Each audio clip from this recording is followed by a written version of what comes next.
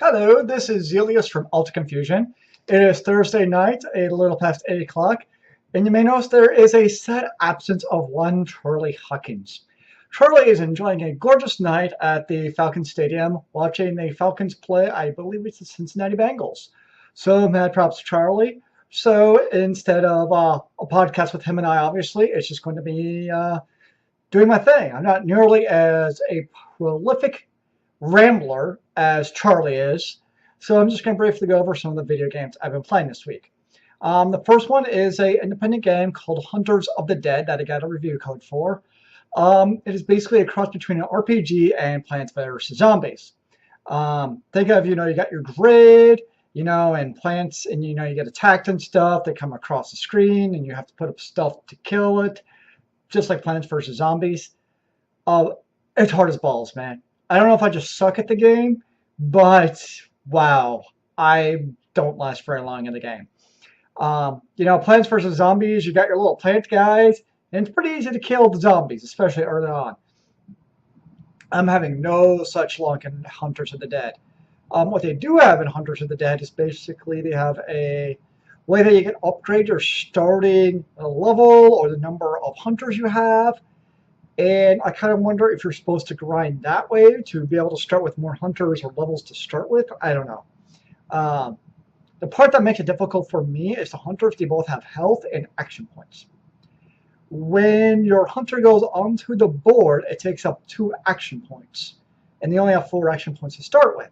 So if you start with, say, only 1 hunter, if you put them on the board twice, guess what? You don't have a hunter now to protect your board. And the only way to get more hunters is you basically have to unlock, basically have like a little grid of towns you have to click on or buildings to unlock it. And it's basically pure RNG, random number generator. Your immediate circle to click on, you might have some villages that you can click on to get more hunters, or there's a chance you might not have any. So now you have to click on that to get to the surrounding ring, and you might encounter battles before you can even get another hunter and lose the game. So it's a hard game, I think. I don't know if it's because, again, I'm terrible at it or if it's just actually a pretty damn difficult game. It's the first game I've been playing. The second game I've been playing is a game called, I'm going to pull it up here and make sure you get it right. It's called Kittens Game. Apparently, there is a genre of games I did not know existed until this week called incremental games. Basically, what this is you start off with a kitten. Actually, no, I don't think you have a kitten. You don't even start off with 1 kitten. Maybe. I don't remember. Anyways, basically the idea of the game is you build catnip farms, and you get catnip, and basically over time you can build technologies and get cat power and build stuff, and it's all purely text-based. The idea of the game is, when you first start out, you're probably going to have to babysit the game to, build up more cat power and get more cats and that kind of fun stuff. But then as the game goes on, it starts off where you can do something in 10 seconds, 20 seconds, so you can sit there and do stuff. But over time, as you get further in the game, it takes longer to do stuff. Now it's going to take hours to get enough, say, iron or enough catnip or enough wood. These are resources you're collecting to actually build it or research stuff. So it's one of those games that's in the long run going to take a while to play. Apparently there's a game called Cookie Clicker, which I guess is the progenitor of this genre. I don't even know. I got somehow pulled into the game for an entire day the other day, and it's the only thing I did was play this damn cat and game game. I think I'm over that by now, but it's one of those games that can just kind of suck you in. The third game I've kind of tried to play, is the launch of ArcheAge. It is being published by Trying Worlds, but it's produced by a foreign company. I think it's called like XL Games or something along those lines. Let's see if I can find it real quick here to make sure I get the right. Let's see here. Where are you? Yep, Trying Worlds. I know that. XL Games. Yep. To say the launch hasn't gone very smoothly would be a slight understatement. First off, you got to understand that there is this whole patron and founders pack and all the stuff that all the FTP games are doing, where basically you can pay extra money to become some kind of patron status. Different games call different things. ArcheAge calls it patron, or basically pay X amount a month, $15 a month, say, like a regular monthly subscription. You get special benefits. You get more XP and labor points so you can build stuff and whatever. We also have people paying $150 for the Founders Pack to also get special benefits. Well, apparently everybody who is buying the Founders Pack or the patron bonus, they're not quite getting those bonuses in game, which is obviously taking people off. The other problem is the queues are absolutely redonkulous.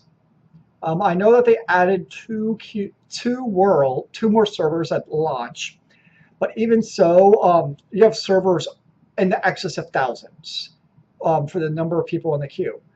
For instance, the first server I happened to join was Curios, and yesterday afternoon, even before the workday is out, I tried joining, and it was something like 3,500 people in the queue. 6 hours later, I wasn't even under 1,000 in the queue. So to say that the game has been hard to play would be a slight understatement of the year. So unfortunately, I've only got to play. Yesterday morning, these servers went down for maintenance, which MMOs need, very understandable.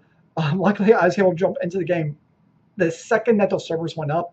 I just happened to be trying to log in again. I got in, and it literally took about 15 minutes after the servers came up for the queue to be in the thousands again. So it's a game that people obviously are trying to play, but it's just people can't get in. Now, as we know, ArcheAge is an MMO. And really, I got to level 10. That's all I could get to yesterday morning before I got disconnected and could not reconnect, unfortunately. And I wasn't going to sit in the queue of 3,500. I tried to, actually. I tried to sit in the queue of 3,500. I just let my computer chill while I watched Scandal. Damn you, Shonda Rhimes, stop making addicting TV shows. But yeah, I tried ArcheAge, and I just could not find more. I didn't even try today. I'm like, whatever. The other two new servers, they probably don't have quite as much for the queue, but I'm like, whatever. I mean, I like the MMO. It's fun to play, but I'm not like, I have to play now, so I'm going to create a new server on a new queue. So I don't have a queue. So that's what I've been doing this week. It's basically I've been playing those video games. Hopefully, Charlie is having fun at his football game. Sadly, I don't quite have the ramble skills of Charlie.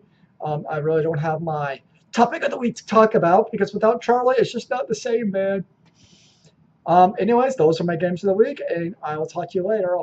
And remember, oh, wow, I'm terrible at this. Remember, kids, keep on gaming in the free world.